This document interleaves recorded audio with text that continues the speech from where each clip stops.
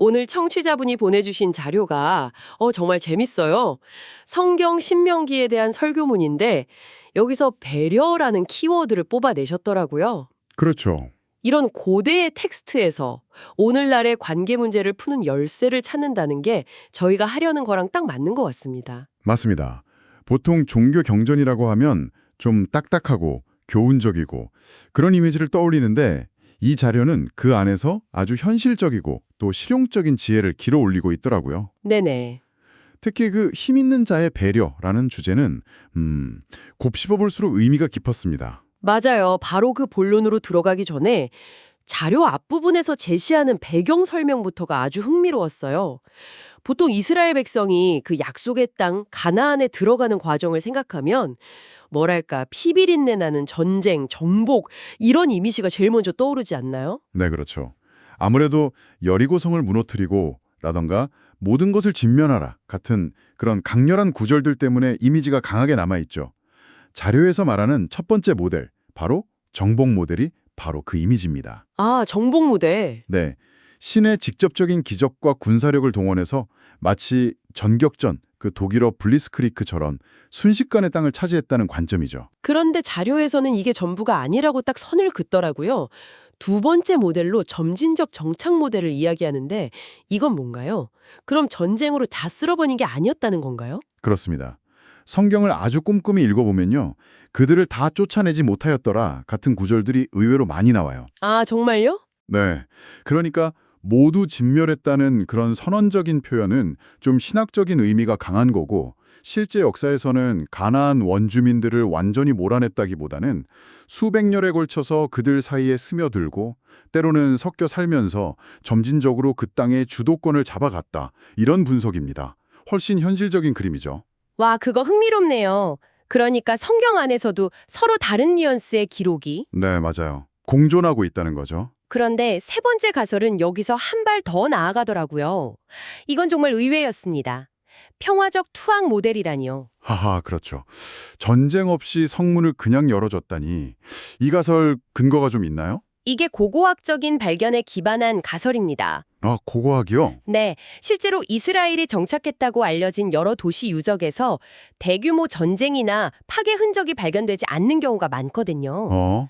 그래서 나온 추측이 당시 가나안 지역의 도시 국가들은 소수의 지배층이 다수의 농민을 착취하는 구조였는데 이 피지배층들이 자신들의 부패한 지도자에게 등을 돌리고 모두가 평등하게 땅을 나눠 갖는다는 이념을 가진 이스라엘 공동체를 새로운 대안으로 본 거죠. 아, 그래서 자발적으로 합류했을 것이다 라는 겁니다. 그러니까 외부에서의 침략이라기보다는 거의 내부로부터의 혁명에 가까운 모습이었을 수도 있다. 이런 이야기군요. 네, 맞습니다.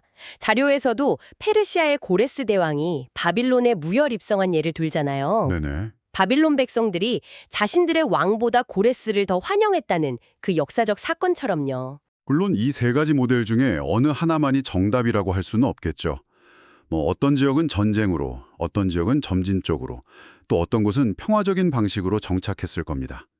중요한 건 우리가 생각하는 것처럼 이스라엘이 무조건적인 정복자의 얼굴만 하고 있지는 않았을 수 있다. 이 가능성을 열어두는 거죠. 이 세 가지 가능성을 딱 염두에 두니까 오늘 다룰 신명기 2장의 상황이 훨씬 더 입체적으로 보이네요. 60만 명이라는 거대한 민족이 국경에 나타났을 때 에돔 사람들이 느꼈을 공포가 단순히 저들에게 정복당할지 모른다를 넘어서 저들이 우리를 어떻게 대할까 하는 아주 복잡한 감정이었을 수도 있겠어요. 정확합니다. 그 엄청난 군사력과 인구를 가진 이스라엘이 에돔 땅을 통과해야 하는 그야말로 일촉즉발의 상황. 여기서 신이 이스라엘에게 내리는 첫 번째 명령이 아주 뜻밖입니다. 네. 가서 싸워 이겨라가 아니었어요. 스스로 깊이 삼가고 그들과 다투지 말라는 것이었죠. 삼가라. 이 단어가 그냥 조심해라 정도의 뜻이 아니더라고요. 자료를 보니까 의도적으로 자신을 낮추고 세심한 주의를 기울이라는 그런 의미가 담겨 있다고 하던데 이건 힘을 가진 쪽에서 취하기 정말 어려운 태도 아닌가요? 그렇죠. 자료의 지적처럼 힘이 있을 때 그 힘을 드러내는 것보다 숨기는 게 훨씬 더 어렵습니다. 나의 강함이 상대에게 위협이 되지 않도록 스스로를 제어하고 낮추는 것. 이것이 바로 자료가 말하는 배려의 첫 번째 원칙, 존중입니다. 아, 존중. 네, 상대방의 영역과 자존심을 침범하지 않으려는 의도적인 노력인 거죠. 그 설명을 들으니까 자료에 나온 레위기의 밭모퉁이 비유가 완벽하게 이해가 가네요. 아, 네네. 추수할 때 밭의 구석은 일부러 베지 않고 남겨두고 떨어진 이삭도 줍지 않아서 가난한 사람들이 그걸 가져가게 하는 것. 그냥 돈이나 쌀을 주는 것이 아니라 그들이 스스로의 노동으로 무언가를 얻어가는 형태를 만들어주는 거잖아요. 맞습니다. 주는 행위 속에 담길 수 있는 그 미묘한 권력 관계나 시혜적인 태도를 완전히 제고한 거죠. 네. 받는 사람이 비굴해지거나 자존심에 상처받을 필요가 없게 만드는 시스템. 잔류에서 이걸 익명의 헌신이라고 표현했는데 정말 적절한 표현이라고 생각합니다. 익명의 헌신. 네, 내가 무언가를 베풀었다는 사실조차 드러내지 않음으로써 상대방의 인격을 온전히 지켜주는 것. 그런데 이런 방식이 현실적으로 가능했을까요? 궁금한 게 만약 모두가 그렇게 밭모퉁이를 남겨두면 그걸 악용해서 일은 안 하고 이상만 주우러 다니는 사람도 생기지 않았을까요? 시스템의 허점을 노리는 사람이요? 물론 그런 우려도 가능합니다. 충분히요. 하지만 이 율법의 핵심은 제 생각엔 완벽한 복지 시스템을 구축하는 것보다 공동체 구성원들이 가져야 할 마음의 자세를 가르치는 데 있다고 봅니다. 마음의 자세요? 네, 내 소유의 100%를 주장하지 않고 항상 타인을 위한 공간을 남겨두라는 정신을 체화시키는 거죠. 그 정신이 살아있다면 일부의 악용 사례는 공동체 안에서 충분히 감당하고 해결해 나갈 수 있었을 겁니다. 그렇군요. 결국 제도의 문제가 아니라 태도의 문제다 이런 말씀이시네요. 상대방의 자존감을 지켜주려는 존중의 태도. 이게 배려의 첫 번째 기둥이라면 두 번째 명령은 훨씬 더 현실적이고 구체적이어서 놀랐어요. 돈으로 그들에게서 양식을 사서 먹고 돈으로 그들에게서 물을 사서 마시라. 네, 아주 직설적이죠. 돈 주고 사 먹어라. 60만 대군이 마음만 먹으면 그냥 빼앗을 수도 있는 상황이잖아요. 그렇죠. 그런데 굳이 정당한 대가를 지불하라고 명령하는 겁니다. 힘의 논리가 아니라 시장의 논리, 즉 공정한 거래의 원칙을 따르라는 거죠. 이 부분을 갑질하지 말라는 현대적인 메시지로 연결한 게 정말 날카로웠어요. 맞아요. 자료에 나온 예시들이 너무 생생해서 무릎을 쳤습니다. 특히 그 목회자가 늘 대접만 받다 보면 어느새 그게 당연한 권리인 줄 알고 마음속에 도둑놈 신보가 생긴다는 자기 반성. 하하, 네, 그 부분이 참 인상 깊었죠. 권력이나 지위가 있는 사람들이 종종 빠지는 함정입니다. 교수, 기자, 목사는 밥값을 안 낸다는 옛 농담이 그냥 나온 말이 아니라는 거죠. 네. 내가 가진 영향력을 이용해서 당연히 지불해야 할 대가를 치르지 않으려는 유혹. 자료에서는 심지어 대형 교회가 지역 상인들에게 압력을 행사해서 물건값을 후려치는 행태까지 꼬집고 있거든요. 아, 이게 바로 신명기에서 경고한 힘으로 빼앗는 행위와 본질적으로 봤다는 겁니다. 생각해보면 우리 일상에도 그런 모습이 참 많아요. 뭐 단골이라는 이유로 서비스를 더 요구한다거나 내가 소비자라는 이유로 직원에게 무리한 요구를 하는 것들도 넓게 보면 다 갑질의 범주에 들어갈 수 있겠네요. 바로 그겁니다. 정당한 가치를 인정하지 않으려는 타도니까요. 네, 부당한 거래, 공짜로 얻은 무언가가 쌓이면 그게 결국 관계를 망가뜨리고 공동체를 병들게 하는 독이 된다는 통찰이죠. 자료는 여기서 한 걸음 더 나아가서 이 공정한 거래라는 원칙을 사회학자 막스 베버의 이론과 연결시키더라고요. 아, 맞아요. 프로테스탄티즘 윤리와 자본주의 정신. 저도 그 부분을 읽으면서 정말 흥미로웠습니다. 네네. 보통 자본주의라고 하면 무한 경쟁이나 탐욕 같은 좀 부정적인 이미지가 있는데 그게 아니라는 거잖아요. 네, 베버의 분석은 초기 자본주의가 폭주하지 않고 건강하게 발전할 수 있었던 동력 중 하나가 바로 개신교 윤리였다는 겁니다. 특히 칼빙주의의 직업 소명의식과 성실, 정직의 가치 이런 것들이요. 정당하게 일해서 번 돈을 소중히 여기고 거래에 있어서 신용을 지키는 것.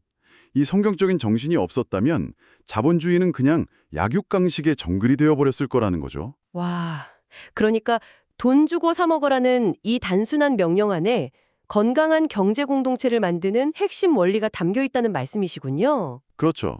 정말 놀라운데요. 자료의 표현을 빌리자면 호구는 되지 말되 갑질도 하지 말자. 그 균형 감각이 핵심이네요. 네, 맞습니다. 내 권리는 정당하게 주장하되 내 힘으로 다른 사람의 권리를 침해하지는 말라는 것. 바로 그겁니다. 결국 오늘 우리가 살펴본 배려의 두 기둥은 존중과 공정인 셈이죠. 존중과 공정. 상대방의 인격적인 공간을 침범하지 않는 존중의 태도, 그리고 힘의 논리가 아닌 정당한 가치의 논리를 따르는 공정의 원칙. 이 두 가지가 함께 갈 때 비로소 진정한 배려가 가능하다는 것이 이 자료의 핵심적인 통찰입니다. 이렇게 존중과 공정이라는 틀로 배려를 다시 생각해 보니까요. 자료 마지막에 나왔던 필자의 개인적인 경험담이 새롭게 다가오네요. 아, 그 호주 이야기요? 네, 호주에서 워킹홀리데이로 고된 육체노동을 할 때 한 모녀가 건넨 오렌지 주스 한 잔 이야기요. 네. 백화점 푸드코트에서 땀 흘리면서 그릇을 치우는 자신에게 쇼핑을 즐기던 모녀가 다가와서 이거 마셔요, 힘내세요 하면서 주스를 건넸다는 이야기였죠. 네, 그 순간 눈물이 활칵 쏟아졌다는 대목이 참 인상적이었습니다. 저도 그 부분이 그랬어요. 만약 그 모녀가 뭐랄까, 아이고 저 사람 참 힘들겠다, 불쌍하네 이런 동정의 눈빛으로 주스를 건넸다면 아마 필자는 자존심이 상해서 받지 않았을지도 몰라요. 그럴 수 있죠. 하지만 그 행동에는 동정이 아니라 당신의 수고와 노동의 가치를 우리가 알고 있습니다라는 존중이 담겨 있었던 거죠. 정확합니다.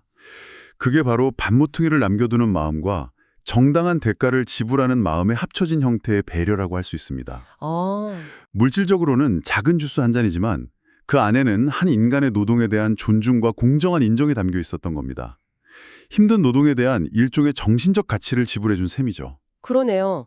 지극히 작은 자에게 한 것이 곧 내게 한 것이라는 성경 구절이 바로 이런 의미겠군요. 네, 상대방을 그저 돕는 대상이 아니라 동등한 인격체로 존중하며 다가가는 것. 오늘 이 이야기는 배려가 단순히 착한 마음의 문제가 아니라 아주 구체적인 태도와 행동의 문제라는 걸 다시금 깨닫게 해주네요. 맞습니다. 그래서 자료의 결론처럼 그 균형점을 찾는 것이 우리 모두의 과제일 겁니다. 존중만 하다가 부당하게 이용당하는 호구가 되어서도 안 되고 또 공정함만 따지다가 다른 사람의 어려움을 외면하는 인색한 사람이 되어서도 안 되는 그 지점이요. 오늘 이 깊이 있는 분석을 듣고 나니 청취자분께 이런 질문을 던지면서 마무리하고 싶어지네요. 지금 당신의 삶 속에서 다른 사람을 위해 일부러 남겨둘 수 있는 반모퉁이는 무엇인가요? 그게 물질적인 여유일 수도 있고 바쁜 시간의 한 조각일 수도 있고 아니면 방금 이야기 나눈 오렌지 주스 한 잔 같은 사소하지만 따뜻한 인정의 표현일 수도 있겠죠. 우리 각자의 반모퉁이가 무엇일지 한 번쯤 생각해보는 것도 의미 있을 것 같습니다.